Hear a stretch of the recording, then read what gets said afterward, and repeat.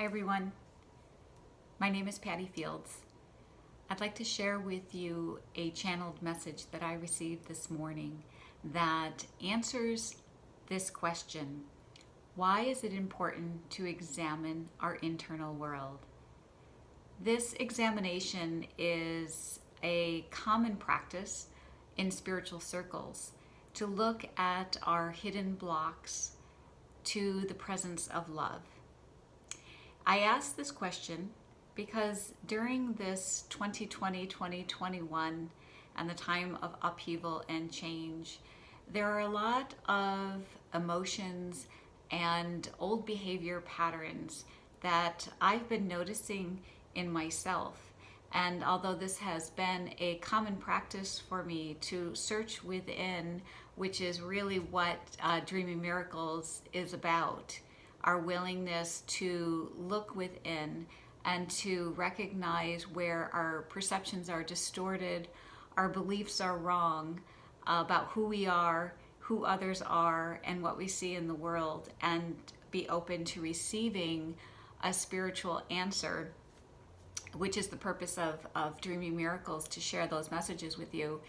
I continue to receive messages that are helpful to me at this stage of my journey. So I'm sharing this with you in hopes that they're helpful to you as well. If you want to be updated on whenever I post these messages, whether it's on Facebook or YouTube, please subscribe or follow my page on Facebook, and you'll receive the notifications of when I upload a message. So without further ado, let me go ahead and share today's message with you. Again, the question I asked was, why is it important to examine our internal world? And here is the answer that I received.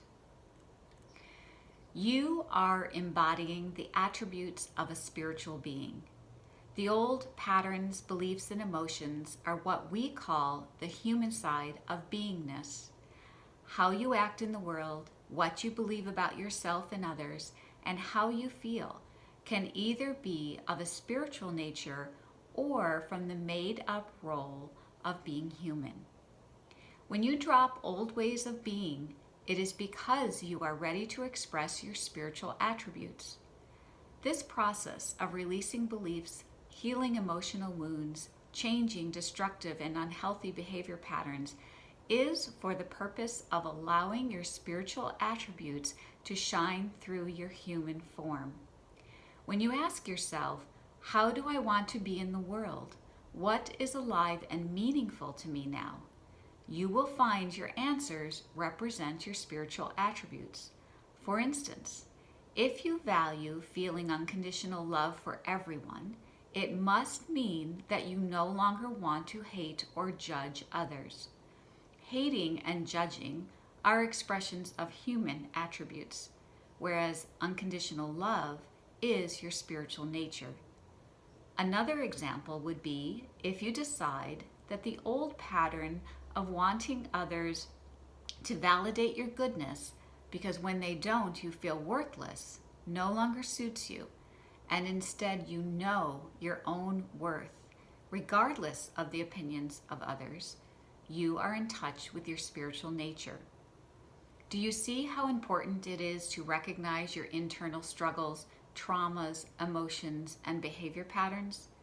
It is not to change yourself to be a better person. The value of this type of reflection is to drop what is not who you are, so your spirit can shine in the world.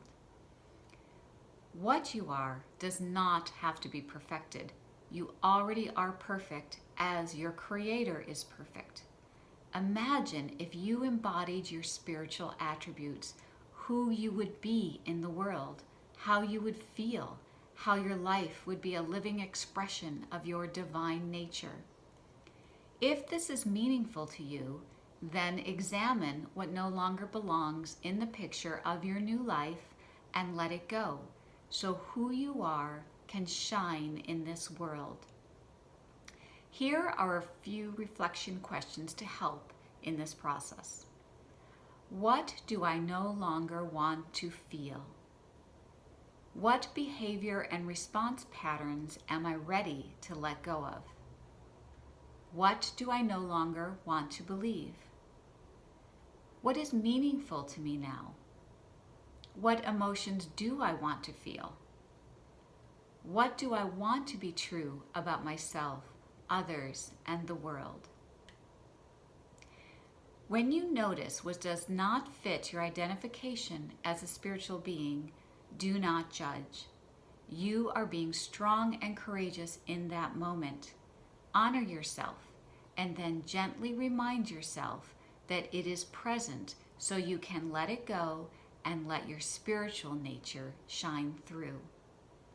These reminders are enough. Refrain from doing more. Your willingness to let it go because it does not fit the picture of who you are is enough. It may be helpful to do something loving for yourself while you are letting go. Neither you nor others deserve chastisement. You are all doing your best to be who you are. And that is the end of the message. Blessings to you.